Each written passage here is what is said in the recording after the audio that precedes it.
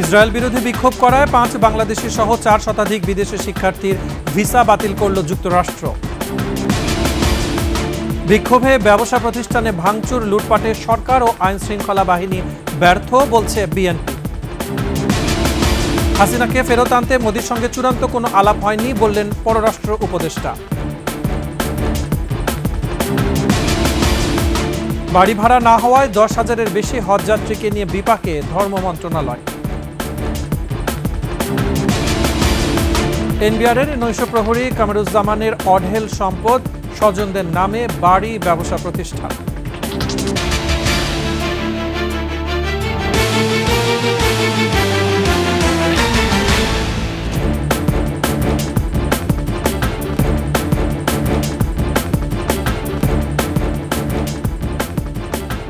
শুনছিলেন সংবাদ শিরোনাম। আমন্ত্রণ রাতের 21 সংবাদে, সাথে আছি মুজাহিদুল ইসলাম। দর্শক, 21 টেলিভিশনের সংবাদ একসাথে সরাসরি দেখতে পাবেন আমাদের ফেসবুক পেজ www.facebook.com/2124 অনলাইনে। এছাড়া সাবস্ক্রাইব করতে পারেন www.youtube.com/21ETV চ্যানেলে। এছাড়া সংবাদে আরও যা থাকছে: মাছের পেটে মাইক্রোপ্লাস্টিক, প্রজনন ক্ষমতা হারানো সহ জটিল রোগের ঝুঁকিতে মানুষ।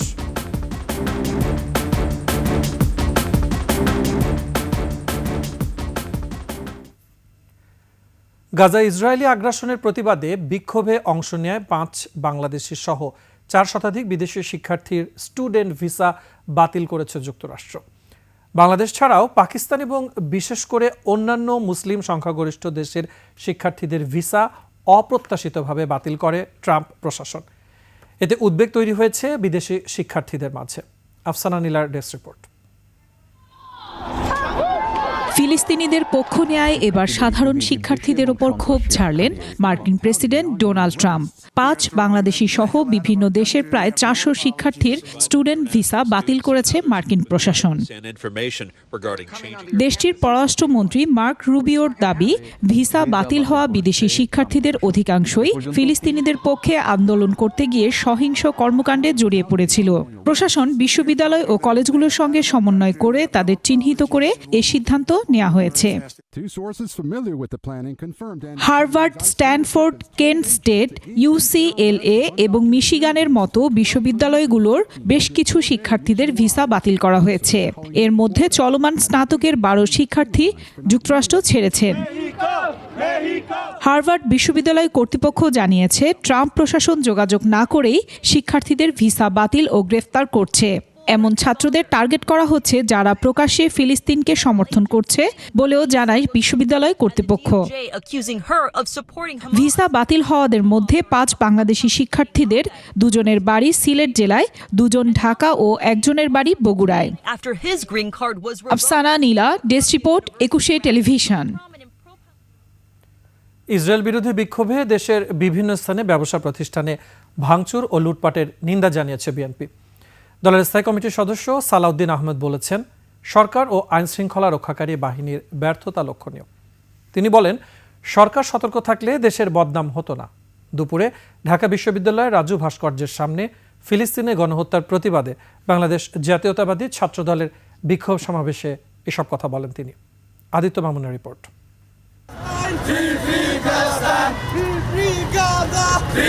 ফিলিস্তিনের গাজায় বর্বরোচিত ইসরায়েলি হামলার প্রতিবাদে দেশব্যাপী শিক্ষা প্রতিষ্ঠানগুলোতে বিক্ষোভের ডাক দেয় জাতীয়তাবাদী ছাত্রদল। তারই কেন্দ্রীয় আয়োজন ঢাকা বিশ্ববিদ্যালয়ের টিএসসিতে। ছাত্রদের কণ্ঠে ইসরায়েল বিরোধী স্লোগান। তারা বলছেন, অবিলম্বে ফিলিস্তিনে হামলা বন্ধ করতে হবে। সভ্য বিশ্বের যে বিবেকের কাছে একটা কঠিন প্রশ্নবোধক চিহ্ন অলরেডি পড়ে গেছে। ইসরায়েল যেই অবমাননা আমাদের ফিলিস্তিনের সাথে করছে সেটা যেন আর না করতে পারে। তারা একা নয়, আমরাও তাদের পাশে আছি। ছাত্র নেতারা বলছেন, ইসরায়েল বিরোধী আন্দোলনের নামে যারা মব সৃষ্টি করছে তাদের বিরুদ্ধে ব্যবস্থা নিতে হবে। আমি বর্তমান নির্দলীয় সরকারের অনুরোধ জানাচ্ছি, আপনারা ব্যবস্থা নিন। অতীতে একটি ঘটনার ব্যবস্থা নিতে পারেননি। এভাবে একটি রাষ্ট্র চলতে পারে না। আপনাদের এত বড় ব্যর্থতা কোনোভাবে মেনে নেওয়া যায় না। বিক্ষোভ সমাবেশে যোগ দেন বিএনপির স্থায়ী কমিটির সদস্য সালাউদ্দিন আহমেদ। বলেন, আইন শৃঙ্খলা বাহিনী সতর্ক থাকলে দোকানপাটে হামলা হতো না।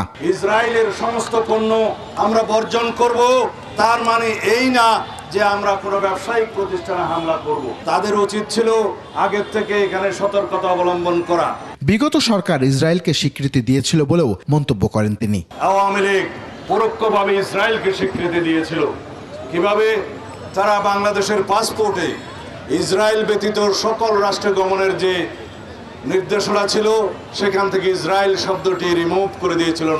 ইসরায়েলি আগ্রাসন রোধে মুসলিম শক্তিগুলোকে একজোট হওয়ার আহ্বানও জানানো হয় সমাবেশে। মুসলিম বিশ্বের যারা মোড়ল তাদের প্রতি আহ্বান জানাই। আদিত্য মামুন, 21 টেলিভিশন, ঢাকা। এদিকে গাজায় ইসরায়েলি বাহিনীর নির্মম হত্যাযজ্ঞের প্রতিবাদে দেশের বিভিন্ন স্থানে বিক্ষোভ হয়েছে। ছাত্রদল সহ বিভিন্ন সংগঠনের আয়োজনে এসব কর্মসূচি থেকে ইসরায়েলি পণ্য বর্জনের আহ্বান জানানো হয়।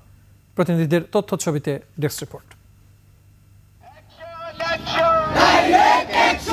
ইসরায়েলি আগ্রাসন ও গণহত্যার প্রতিবাদে ময়মনসিংহ আনন্দমোহন সরকারি কলেজের সামনে অবস্থান কর্মসূচি পালন করে ছাত্রদল।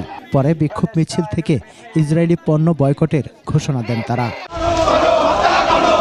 দুপুরে রংপুর মহানগর ও জেলা ছাত্রদলের উদ্যোগে বিক্ষোভ মিছিল ও সমাবেশ হয়। বক্তারা গাজায় হত্যা বন্ধ এবং ইসরায়েলি পণ্য বর্জন করার আহ্বান জানান। বিক্ষোভ সমাবেশ ও মিছিল থেকে গাজা ও রাফায় নির্বিচারে হামলার প্রতিবাদ এবং ফিলিস্তিনকে স্বাধীন রাষ্ট্র ঘোষণার দাবি জানায় কুমিল্লা দক্ষিণ জেলা ও মহানগর ছাত্রদল। ফিলিস্তিনি জনগণের প্রতি সংহতি জানিয়ে পাবনায় বিক্ষোভ মিছিল ও প্রতিবাদ সমাবেশ করেছে জেলা ছাত্রদল ও বিএনপির সহযোগী সংগঠন।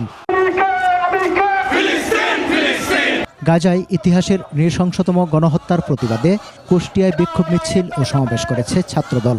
বক্তারা মুসলিম দেশগুলোকে গাজার পক্ষে দাঁড়ানোর আহ্বান জানান।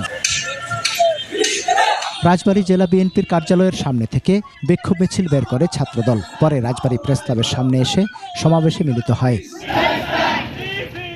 গাজায় গণহত্যার প্রতিবাদে বাগেরহাট সরকারি পিসি কলেজ থেকে বিক্ষোভ মিছিল বের করে ছাত্রদলের নেতাকর্মীরা। ফিলিস্তিনি জনগণের সাথে সংহতি প্রকাশ করে নাটোরে মুখে কালো কাপড় বেঁধে অবস্থান ও বিক্ষোভ মিছিল করেছে ছাত্রদল। গাজায় ইসরায়েলি বাহিনীর বর্বরতা ও গণহত্যা বন্ধের দাবিতে লালমনিরহাটেও বিক্ষোভ মিছিল করেছে জেলা ছাত্রদল।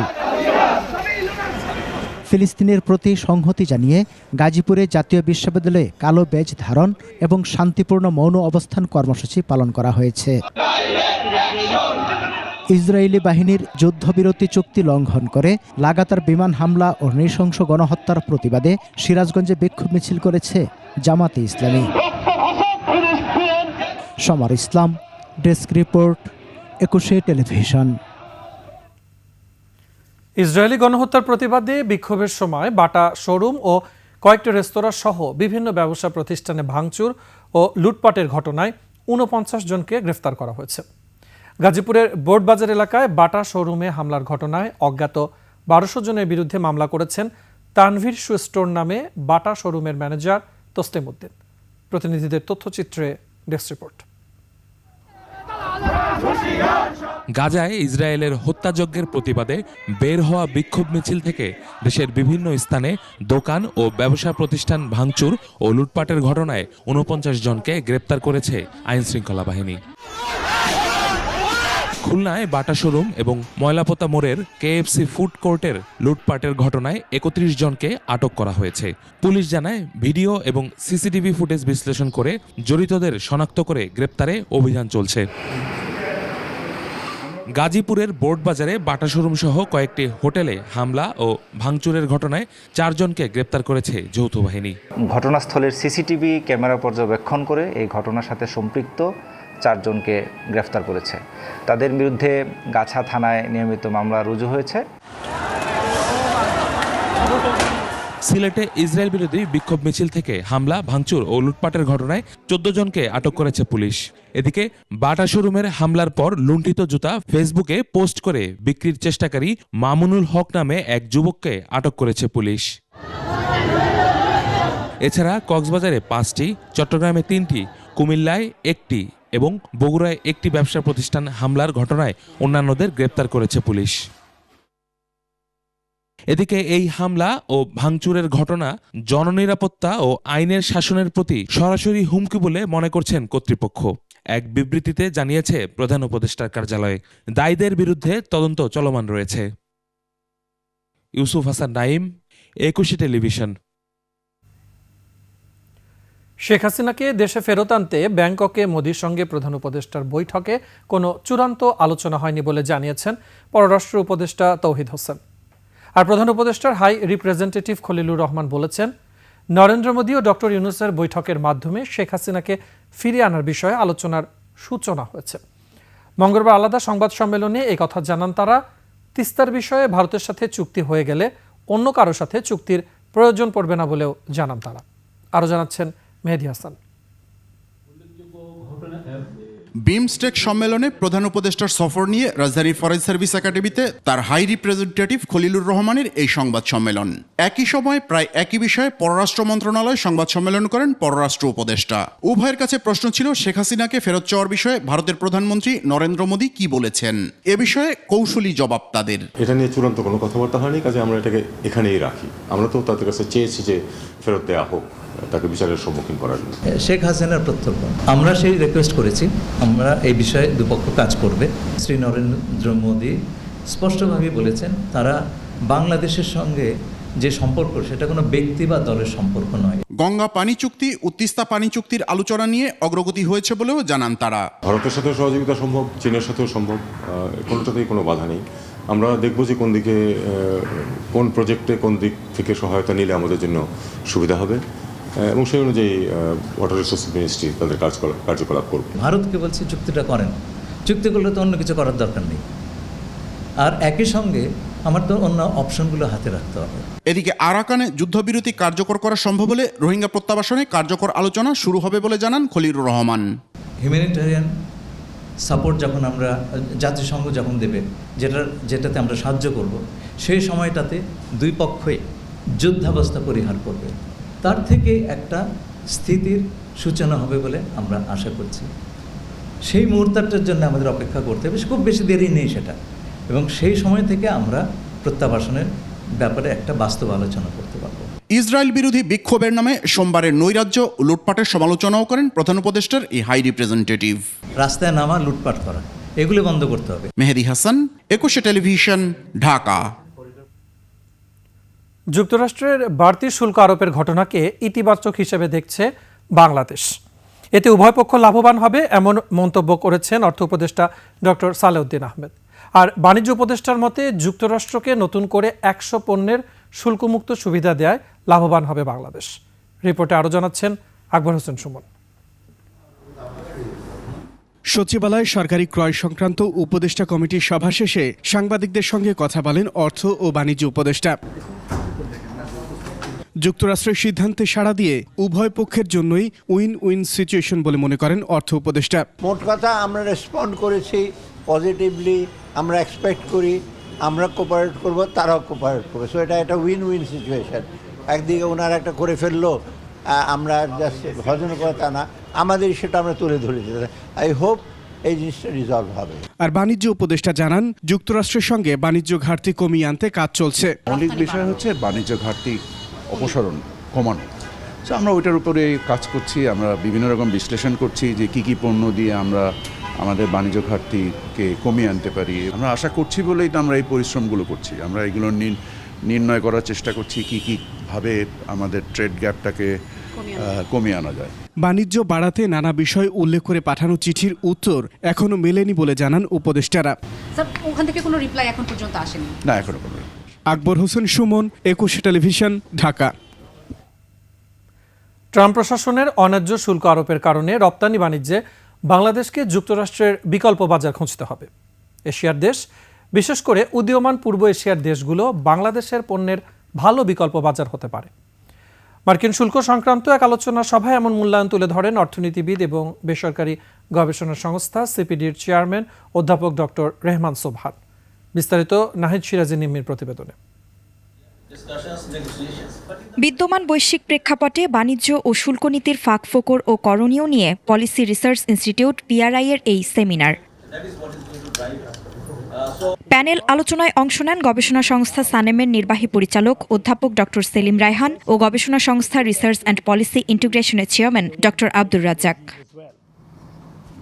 সেমিনারে অর্থনীতিবিদ এবং বেসরকারি গবেষণা সংস্থা সিপিডির চেয়ারম্যান অধ্যাপক রেহমান সোবহান ট্রাম্প প্রশাসনের শুল্ক আরোপের সমালোচনা করেন। পরামর্শ দেন রপ্তানি বাণিজ্যে বাংলাদেশকে যুক্তরাষ্ট্রের বিকল্প বাজার খুঁজে বের করতে।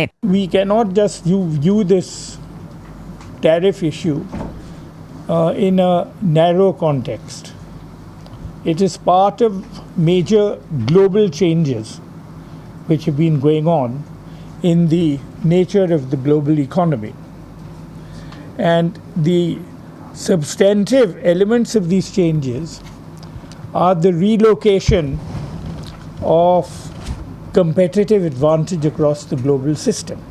প্রেসিডেন্ট ট্রাম্প বাণিজ্যের বিষয়টিকে এখন অস্ত্রে রূপান্তরিত করেছে বলেও মন্তব্য করেন doctor Rehman Sobhan. We are being part of the weaponization of the global trading system, which means that the whole notion that we lived in a world where market forces would become a major factor in determining international economic relations has now progressively moved away. Nahid Siraji Nimmi, 21 television, Dhaka. বাড়ি ভাড়া করা সম্ভব হয়নি বলে 10,487 জন হজ যাত্রীকে নিয়ে বিপাকে ধর্ম মন্ত্রণালয়। হজ ব্যবস্থাপনায় গাফিলতি পেলে উপযুক্ত এজেন্সির লাইসেন্স বাতিল ও ফৌজদারি মামলার হুঁশিয়ারি দিয়েছেন ধর্ম উপদেষ্টা আফম খালিদ হোসেন। এদিকে 29 এপ্রিল থেকে শুরু হচ্ছে হজ ফ্লাইট। বিস্তারিত আকবর হোসেন সুমনের রিপোর্ট। মক্কায় 7,274 জন এবং মদিনায় 3,213 জন হজ যাত্রীর বাড়ি ভাড়া চূড়ান্ত না হওয়ায় শঙ্কা দেখা দিয়েছে। এজেন্সিগুলোকে অব্যাহতভাবে অনলাইন প্ল্যাটফর্মে বাড়ি ভাড়া পরিশোধের প্রয়োজনীয় কাগজপত্র জমারও তাগিদ দিয়েছে ধর্ম মন্ত্রণালয়। আপনারা নিশ্চয় লক্ষ্য করেছেন সৌদি কর্তৃপক্ষের নুসুক মাসার নামে অনলাইন প্ল্যাটফর্ম ব্যবহারের তাগিদ দেন ধর্ম উপদেষ্টা। সৌদি সরকারের ঘোষিত রোড ম্যাপ অনুসারে আগামী 18 এপ্রিলের মধ্যে সকল হজ যাত্রীর ভিসা সম্পন্ন করার বাধ্যবাধকতা রয়েছে। উল্লিখিত সময়ের মধ্যে সকল হজ যাত্রীর ভিসা সম্পন্ন করার জন্য আমরা হজ এজেন্সি সমূহকে চিঠি দিয়েছি। এজেন্সিগুলোর গাফিলতির কারণে হজ যাত্রীরা ক্ষতিগ্রস্ত হলে আইনানুগ ব্যবস্থা নেওয়ার হুঁশিয়ারি দেন উপদেষ্টা। এবছর যে সমস্ত এজেন্সির অব্যবস্থাপনার কারণে, অবহেলার কারণে, মন্ত্রণালয়ের অর্ডার, সৌদি সরকারের ডেডলাইন ক্যারি আউট না করার কারণে কোনো হাজি যদি হজে যেতে ব্যর্থ হন, তাহলে সে সমস্ত এজেন্সির বিরুদ্ধে আমরা আইনানুগ ব্যবস্থা নেব।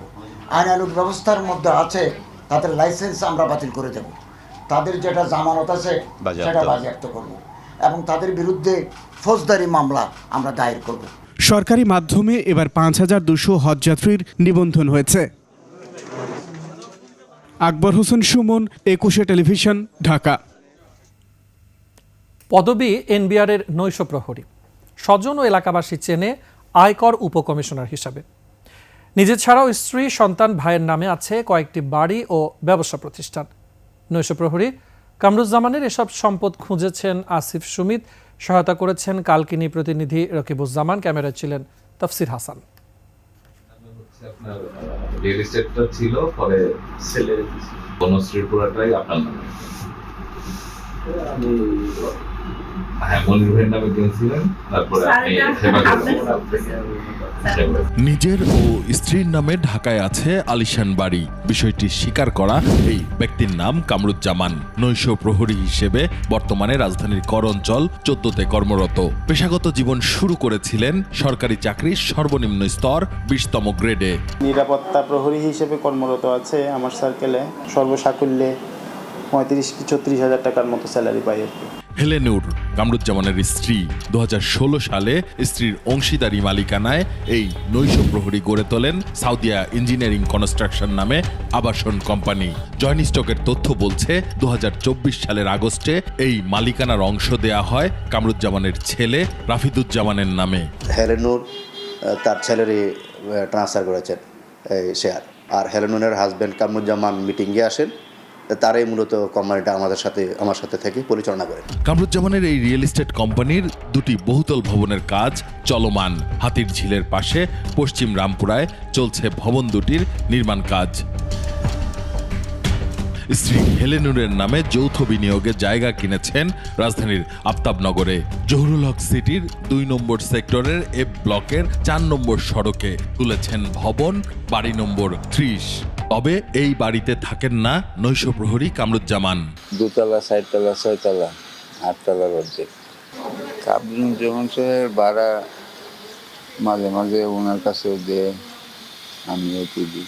সপরিবারে কামরুজ্জামান থাকেন দক্ষিণ বনশ্রীর এল ব্লকের 14 নম্বর সড়কের 7 নম্বর বাড়িতে, এলাকায় পরিচিত কামাল সাহেব হিসেবে। নাম কামরুজ্জামান, কামাল স্যার ভাই। বাড়ির গ্যারেজে আছে কথিত এই কামাল সাহেবের পরিবারের ব্যবহৃত টয়োটা প্রেমিও বিলাসবহুল গাড়ি। 10 তলা ভবনটির সবচেয়ে উপরের তলায় থাকেন কামরুজ্জামান ওরফে কামাল সাহেব। আর এই জায়গা কেনা হয়েছিল বড় ভাই মনিরুজ্জামানের নামে, যদিও নিজের কেনা জায়গা চেনেন না কামরুজ্জামানের ভাই। পরে অবশ্য এই জায়গাটি হেবা করে নিজের নামে নিয়েছেন কামরুজ্জামান। ঢাকাতে ওই একটা না দুইটা বাড়ি। তিনটা বাড়ি আছে, একটা ভাড়া দিছিল আর এখন বর্তমানে একটা বিক্রি করে লাইছে আর একটা আছে। তবে হতাশ করেননি বড় ভাই মনিরুজ্জামানকে। মাদারীপুরের কালকিনিতে সাহেবরামপুর বাজারের একমাত্র 7 তলা ভবনটি তাকে দিয়েছেন কামরুজ্জামান। গ্রামে আছে তার ডুপ্লেক্স বাড়িও। সাহেবরামপুরের 7 তলা ভবন নাই, এটাই 7 তলা ভবন। যে মালিক আর আমি দেখি না, কিন্তু শুনছি যে অনেক বিশাল বড় লোক। মালিক তো চিনি না, মালিক হলো আপাতত হলো আর ভাই। ওদের নাম একজনের ডেপুটি কমিশনার মনে হয়। স্ত্রী হেলেনুর এবং বড় ভাই মনিরুজ্জামানের আয়ের উৎস না থাকলেও এত অবৈধ সম্পদের বৈধতা নিতে কামরুজ্জামান স্ত্রীর নামে করিয়েছেন টিন সার্টিফিকেট, কৌশলে কাগজপত্র করিয়েছেন ভাইয়ের নামেও। ওর যে পোস্ট এখানে এরকম আর্থিক লেনদেনের ওর কোনো ইয়ে নেই, কিন্তু ওরা পার্সোনালি কাজ করে। চাকরিতে তো স্যালারি ছাড়া আর ওনার এই টাকায় কি আসলে ঢাকাতে এত কিছু করা সম্ভব? আমার কাছে তো মনে হয় এই টাকায় সম্ভব না। এখন তো এটা তো আপনারা করছেন, এখন আর এই বিষয়ে আলাপ না করলে ভালো না। কয়েক মাস আগে এনবিআরের সদস্য মতিউরের ছাগল কাণ্ড তোলপাড় তোলে সারা দেশে। বড় কর্মকর্তার মতো সম্পদের মহাসাগর না হলেও নৈশ প্রহরী কামরুজ্জামান সম্পদের নদী বইয়ে দিয়েছেন। আসিফ সুমিত, 21 টেলিভিশন, ঢাকা। বাংলাদেশে সরকারি ও বেসরকারি খাতে আরও $100 কোটি বিনিয়োগ করতে চায় ব্রিক্স জোটের নেতৃত্বাধীন নিউ ডেভেলপমেন্ট ব্যাংক। রাজধানীতে চলমান 4 দিনব্যাপী আন্তর্জাতিক বিনিয়োগ সম্মেলনের দ্বিতীয় দিনে কোরিয়ান ও চীনা বিনিয়োগকারীদের জন্য বিশেষ ব্রেকফাস্ট মিটিং আয়োজন করা হবে বলে জানিয়েছে প্রধান উপদেষ্টা। রাষ্ট্রীয় অতিথি ভবন যমুনায় প্রধান উপদেষ্টা সাথে সাক্ষাৎ করে ব্রিক্স ব্যাংকের ভাইস প্রেসিডেন্ট ও প্রধান নির্বাহী কর্মকর্তা ভ্লাদিমির কাজভেকভ এ কথা জানান। এর আগে প্রধান উপদেষ্টার সাথে সাক্ষাৎ করেন চীনা বিনিয়োগকারীদের প্রতিনিধি দল। সে সময় প্রধান উপদেষ্টা বলেন, বিনিয়োগ সংক্রান্ত যে কোনো সমস্যা চিহ্নিত করা এবং তা দ্রুত সমাধান করা হবে। পরে কোরিয়ান বিনিয়োগকারীরা প্রধান উপদেষ্টার সঙ্গে সাক্ষাৎ করেন এবং বাংলাদেশে বড় ধরনের বিনিয়োগের আগ্রহ প্রকাশ করেন। প্রধান উপদেষ্টার সাথে সাক্ষাৎ করেন বাংলাদেশের সাবেক মার্কিন রাষ্ট্রদূত ও মার্কিন জ্বালানি প্রতিষ্ঠান এক্সিলারেট এনার্জির বর্তমান স্ট্র্যাটেজিক অ্যাডভাইজার পিটার হাস।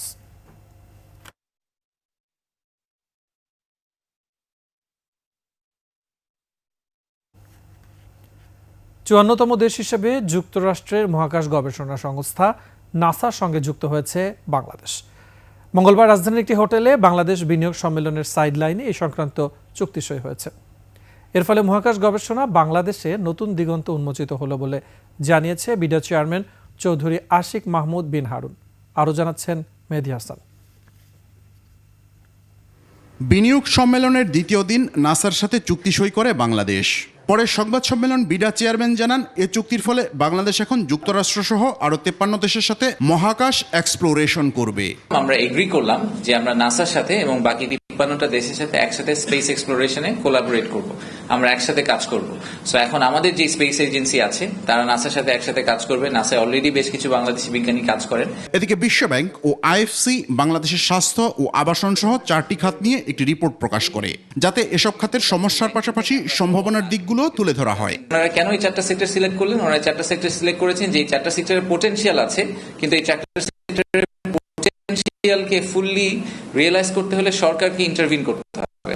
সোমবার ইসরায়েল বিরোধী বিক্ষোভের নামে লুটপাটের বিরুদ্ধে নেওয়া পুলিশি অভিযানের বিস্তারিত তুলে ধরেন প্রধান উপদেষ্টার প্রেস সচিব। 4টা পর্যন্ত আমাদের আপডেট হচ্ছে যে মোট 56 পিপল হ্যাভ বিন অ্যারেস্টেড এবং 4টা কেস হয়েছে। মেহেদী হাসান, 21 টেলিভিশন, ঢাকা। আন্তর্জাতিক অপরাধ ট্রাইব্যুনালের সাবেক প্রসিকিউটর ব্যারিস্টার তুরিন আফরোজকে 4 দিনের রিমান্ড দিয়েছে আদালত। উত্তরার নিজ বাসা থেকে গ্রেফতারের পর দুপুরে আদালতে হাজির করে 10 দিনের রিমান্ড আবেদন করে পুলিশ। আন্তর্জাতিক অপরাধ ট্রাইব্যুনালে প্রসিকিউটর থাকার সময় ৭১-এর যুদ্ধাপরাধ বিচার কার্যে বিতর্কিত ভূমিকা ছাড়াও জামাতের কর্মী সাজিয়ে নিজ মাকে বাড়ি ছাড়া করার মতো গুরুতর অভিযোগ রয়েছে তার বিরুদ্ধে। আরও জানাচ্ছেন সিরাত আল মুস্তাকিম। ব্যারিস্টার তুরিন আফরোজ পেশায় আইনজীবী, শিক্ষক। নানা রকম কর্মকাণ্ডে যুক্ত হয়ে বিতর্কে জড়িয়েছেন কর্মজীবন থেকে শুরু করে ব্যক্তিগত জীবনে। ৭১-এর যুদ্ধাপরাধ বিচারে আন্তর্জাতিক অপরাধ ট্রাইব্যুনালে প্রসিকিউটর থাকার সময় জামায়াতের প্রয়াত আমির গোলাম আজম ও বিএনপির প্রয়াত নেতা সালাউদ্দিন কাদের চৌধুরী মামলা পরিচালনায় বিতর্কিত ভূমিকার অভিযোগ তার বিরুদ্ধে। 2017 সালে এনএসআই ও পাসপোর্ট অধিদপ্তরের সাবেক মহাপরিচালক মোহাম্মদ ওয়াহিদুল হকের যুদ্ধ অপরাধের বিচার পরিচালনা করতে গিয়ে তার সঙ্গে গোপন আতাতের অভিযোগে ট্রাইব্যুনাল থেকে বাধ্যতামূলক অপসারণ করা হয় তুরিন আফরোজকে।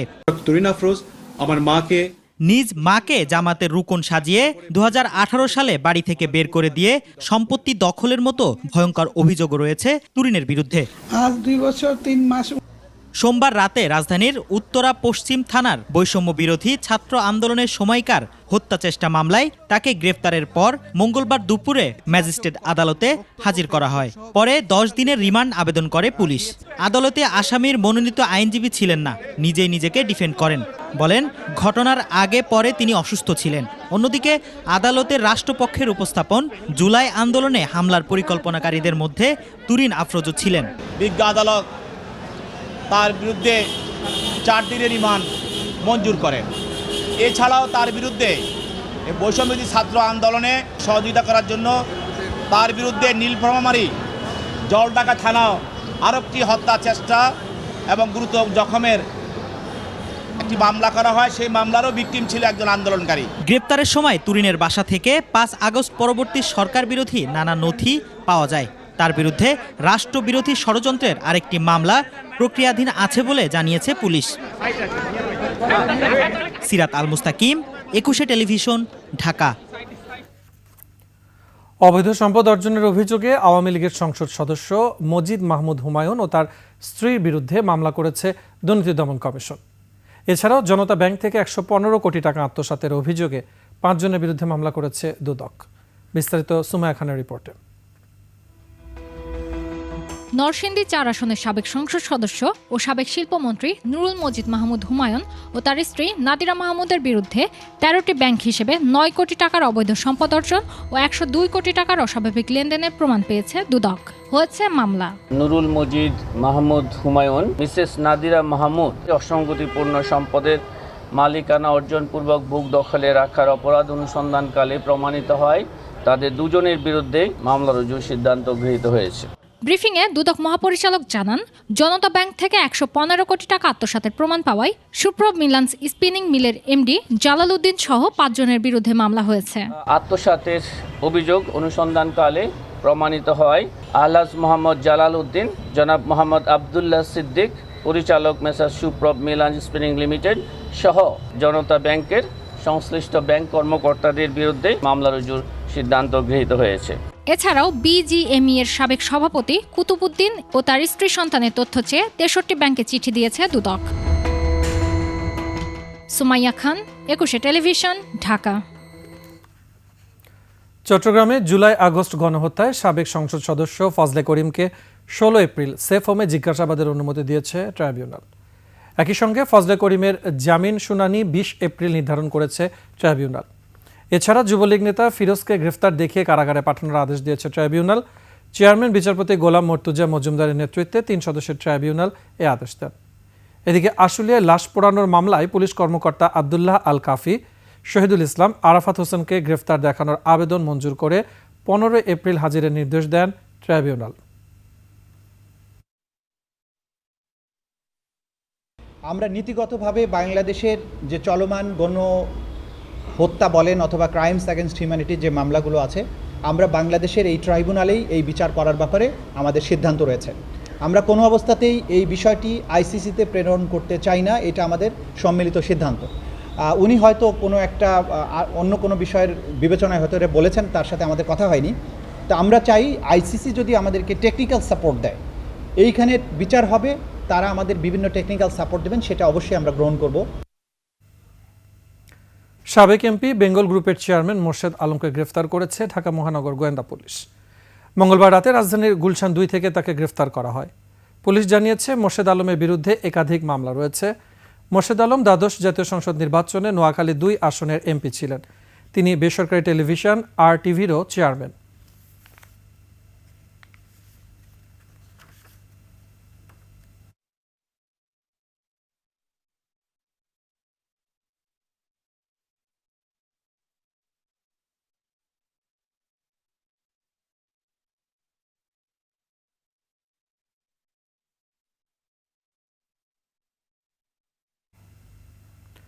চৈত্র সংক্রান্তি ও বাংলা বর্ষবরণে কোনো নিরাপত্তা হুমকি নেই। সারা দেশে নির্বিঘ্নে উৎসব উদযাপনের নিরাপদ পরিবেশ নিশ্চিত করবে আইনশৃঙ্খলা বাহিনী। শৃঙ্খলা কমিটির বৈঠক শেষে আশ্বস্ত করেছেন স্বরাষ্ট্র উপদেষ্টা জাহাঙ্গীর আলম চৌধুরী। তবে মঙ্গল শোভাযাত্রার নামকরণের সিদ্ধান্ত ঢাকা বিশ্ববিদ্যালয় কর্তৃপক্ষের বলে জানিয়েছেন সংস্কৃতি উপদেষ্টা। বিস্তারিত আকবর হোসেন সুমনের রিপোর্টে।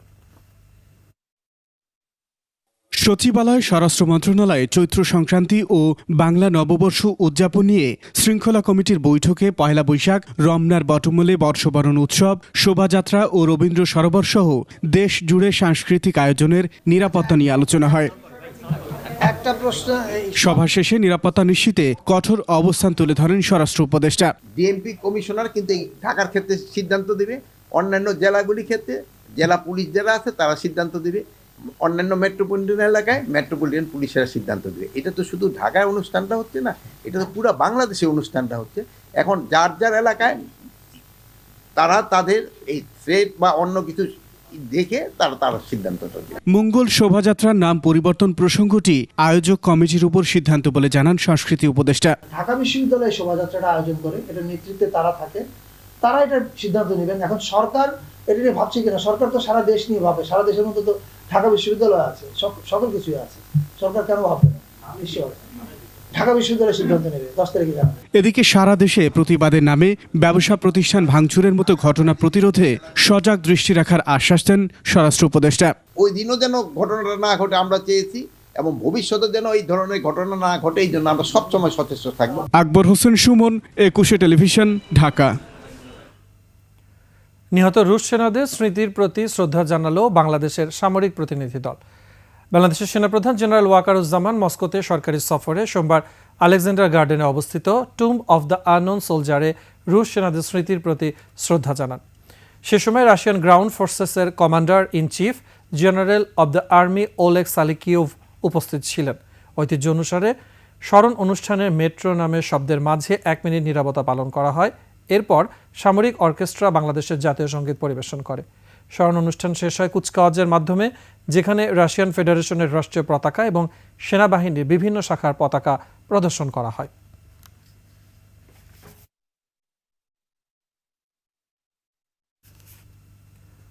পুরনো ব্রহ্মপুত্র নদের পানি ও মাছের পেটে মিলেছে মানবদেহের জন্য অত্যন্ত ক্ষতিকারক মাইক্রোপ্লাস্টিকের উপস্থিতি। বাংলাদেশ, ভারত ও ভুটানের বিজ্ঞানীদের যৌথ গবেষণায় এই তথ্য উঠে এসেছে। চিকিৎসকরা বলছেন, মাইক্রোপ্লাস্টিক মানুষের দেহে গেলে প্রজনন ক্ষমতা হারানো সহ জটিল রোগের ঝুঁকি রয়েছে। ময়মনসিংহ বিভাগীয় প্রতিনিধি আতাউর রহমান জুয়েলের তথ্যচিত্রে ডেস্ক রিপোর্ট। প্লাস্টিকের যেসব কণার আকার 5 মিলিমিটারের চেয়ে কম সেগুলোকে মাইক্রোপ্লাস্টিক বলা হয়। আর প্লাস্টিকের এই ক্ষুদ্র কণাগুলো জলবায়ু ও পরিবেশকে গ্রাস করে ফেলায় প্রাণী জগতের জন্য তা রীতিমতো হুমকি হয়ে দাঁড়িয়েছে। উদ্বেগের বিষয় হলো ব্রহ্মপুত্র নদের প্রতি বর্গ কিলোমিটার পানিতে 25 লাখের অধিক ভাসমান এবং তলদেশের প্রতি কেজি কাদায় মিলেছে 450 মাইক্রোপ্লাস্টিক। উজান থেকে নিচের দিকে এর পরিমাণ আরও বেশি। সম্প্রতি আন্তঃরাষ্ট্রীয় সংস্থা Asia Pacific network for global change রিসার্চের অর্থায়নে বাংলাদেশ কৃষি বিশ্ববিদ্যালয়ের শিক্ষক ডক্টর হারুনুর রশিদের গবেষণায় এসব তথ্য উঠে এসেছে। Based on shape, size and color also, we have categorized the microplastics that we have collected during the sample. আমাদের নদী সহ আমাদের সমুদ্রের যে পরিবেশ প্রতিবেশ এবং জীবকুল আছে তাদের লাইফ হিস্ট্রিতে ইম্প্যাক্ট করছে শুধু না, যেটা একটু আগে বলেছিলাম, আমাদের খাদ্যে এই দূষিত পদার্থ আবার ফিরে আসছে। নদী সমুদ্রে থাকা মাছ সহ বিভিন্ন জীবের সাথে মানুষের শরীরে প্রবেশ করছে মাইক্রোপ্লাস্টিক। ঝুঁকি বাড়ছে নানা জটিল রোগে আক্রান্ত হওয়ার। মাইক্রোপ্লাস্টিকগুলি আমাদের শ্বাসনালীর জন্য, বিশেষ করে bronchial asthma, COPD, lung cancer এরকম মারাত্মক স্বাস্থ্য ঝুঁকিতে মানুষ পড়তে পারে। গবেষণা প্রকল্পে ভুটানের 3টি পাহাড়ি নদী এবং ভারতের ব্রহ্মপুত্র নদের 5টি ও বাংলাদেশের ব্রহ্মপুত্র যমুনা নদের 5টি এলাকা থেকে নমুনা সংগ্রহ করা হয়। Khurshid Alam, desk report, 21 television. Teknaf থেকে সমুদ্রপথে মালয়েশিয়া যাওয়ার সময় 214 রোহিঙ্গাকে আটক করেছে নৌবাহিনী। নৌবাহিনী জানায় সেন্ট মার্টিন থেকে গভীর সমুদ্রে একটি মাছ ধরার নৌকা দেখতে পায় তারা। নৌকাটির গতিবিধি সন্দেহজনক মনে হলে কাছে গিয়ে তল্লাশি চালায়। সে সময় নৌকায় থাকা 214 রোহিঙ্গাকে আটক করা হয়। আটক হওয়াদের মধ্যে 118 জন পুরুষ, 68 জন নারী এবং 28 শিশু রয়েছে। তারা অবৈধভাবে মালয়েশিয়া যাওয়ার চেষ্টা করছিল বলে জানিয়েছে নৌবাহিনী।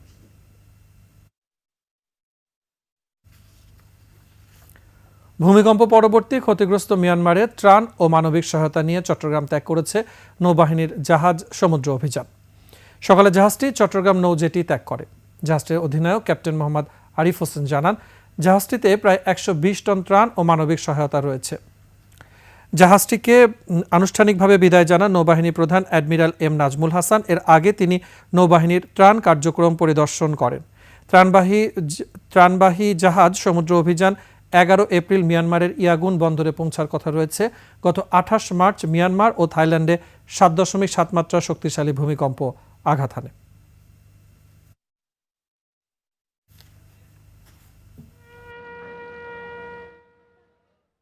প্রতিবেশী রাষ্ট্র মিয়ানমারের এই সংকটময় মুহূর্তে বাংলাদেশ সরকারের মানবিক দৃষ্টিভঙ্গি থেকে ত্রাণ সামগ্রী নিয়ে নৌবাহিনী জাহাজ প্রেরণের বিষয়টি প্রতিবেশী রাষ্ট্রসমূহের কাছে বাংলাদেশের ইতিবাচক ভাবমূর্তি প্রকাশ করবে। এবারে বাণিজ্য সংবাদ।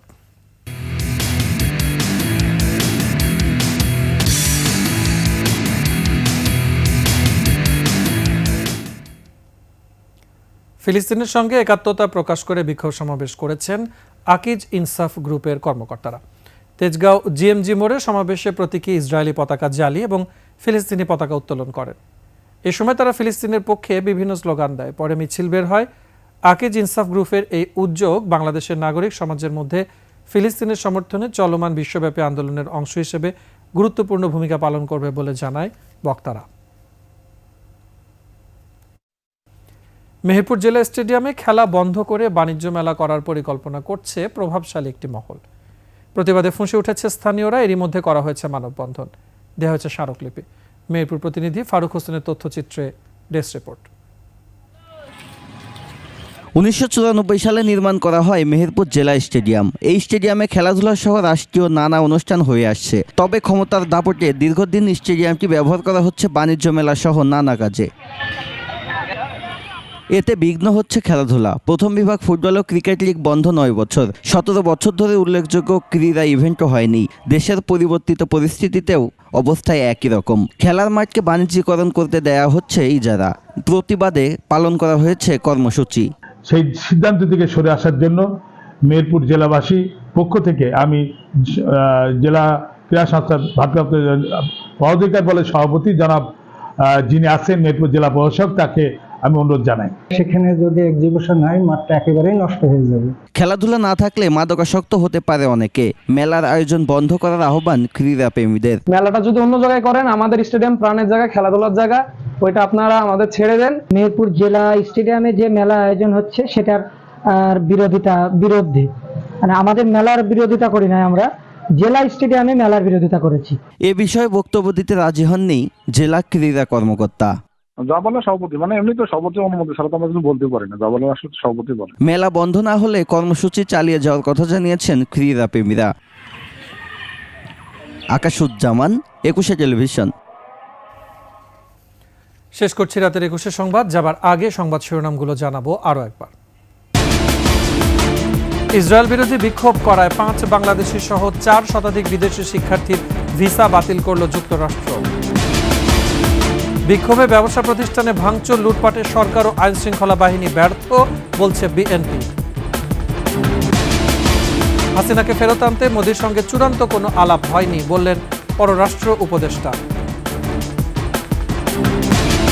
বাড়ি ভাড়া না হওয়ায় 10,000-এর বেশি হজযাত্রীকে নিয়ে বিপাকে ধর্ম মন্ত্রণালয়।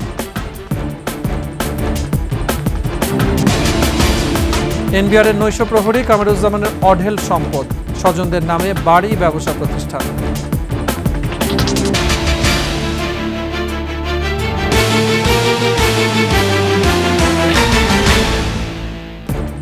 সর্বশেষ সংবাদ জানতে ডায়াল করুন 2021 নম্বরে আর ভিজিট করুন ekushe-tv.com ওয়েবসাইটে। ফেসবুকে ভিজিট করতে পারেন www.facebook.com/ekushe24 অনলাইন। এছাড়া সাবস্ক্রাইব করতে পারেন www.youtube.com/ekushe চ্যানেলে। এতক্ষণ সাথে থাকার জন্য ধন্যবাদ। পরবর্তী সংবাদ রাত 1টায় দেখার আমন্ত্রণ রইল। একুশের সাথে থাকুন।